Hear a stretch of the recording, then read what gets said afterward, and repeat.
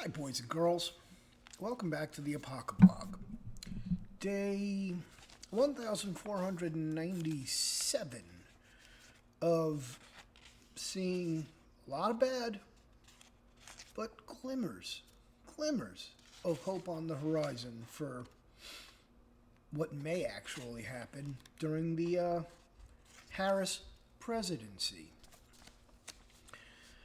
In a video recently published by Project Veritas, Twitter's legal policy and trust lead, I don't know what the fuck a trust lead is, whatever the fuck, some fucked up name I'm not going to attempt, discusses the details on the social media site's plans to expand its censorship of harmful speech on its platform.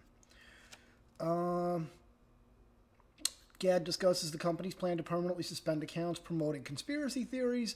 In other words, question anything that they don't like, and there it goes. Reaffirms Twitter's belief that President Trump's tweets were inciting violence and having real-world harm, blah, blah. At one point, while discussing new censorship plans, GAD states, in other places around the world where we've seen violence unfold as a result of either misleading information or coded rhetoric, so a lot of our learnings, or a lot of her learnings, because literacy, here have come from other markets. But she's in charge of what you get to think and say. Learnings. Have come from, and last grade I completed before college was 8th. Come from other markets, so in that sense, we do feel like this is our global approach. Now, what this fucking dingbat is telling you, this Maoist fuckbag here is saying that, all those other countries that don't have the right to think freely, speak freely, assemble, redress their government, practice whatever religion they want without being fucking murdered, all of those things that only exist in this one specific sphere, we're going to police that one specific sphere with those things. So, look, kids, you need to leave Twitter and Facebook. You just have to.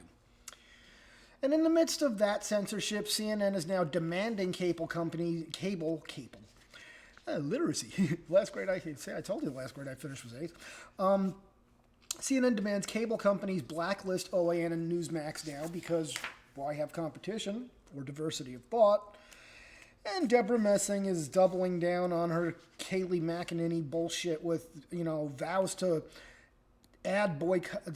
boycott for any TV show or network that platforms Kate McEnany. And Tim Cook rides fucking Twitter bitches fucking cock, and, Apple's Tim Cook comes right out and says it about canceling Parler. We don't consider that free speech.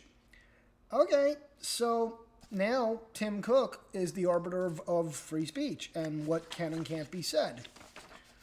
Now, some people are still scared of these butt fucks. Forbes deletes article about Twitter as worst company on planet, and I'm not even going to read that.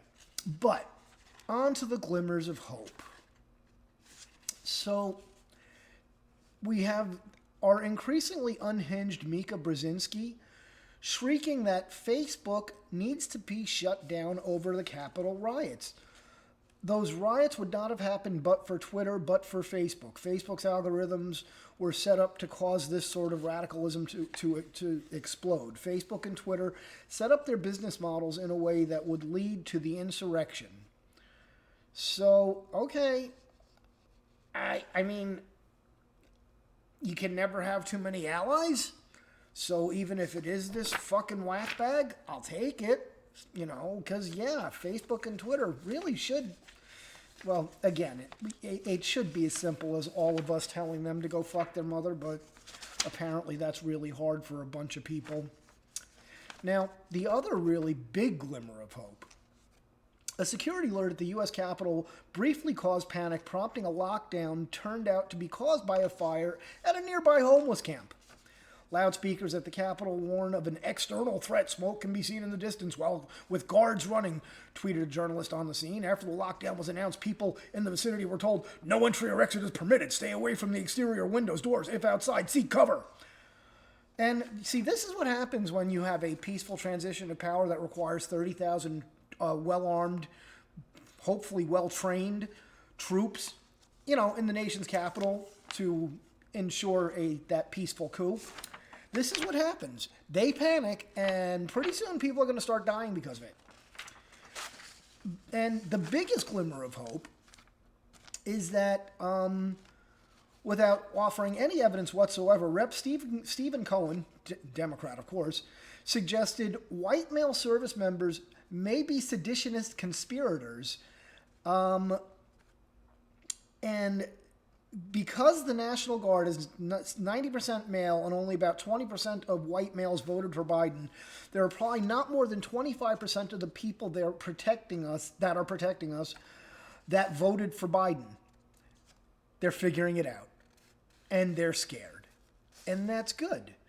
Because, unfortunately, there aren't enough. And by the way, the FBI started interviewing our fucking military personnel because that's the free country we live in, kids. The FBI is now vetting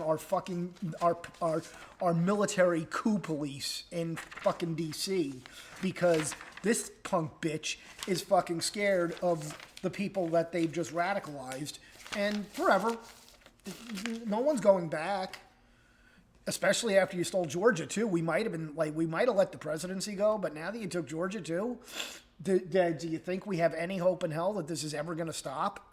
We don't. So we're not going back. We're not going to play nice. We're not going to play by your rules. The change is coming, and it's good. It's going to be a rough ride, kids. So strap in or buckle up, as Schmuckles likes to say.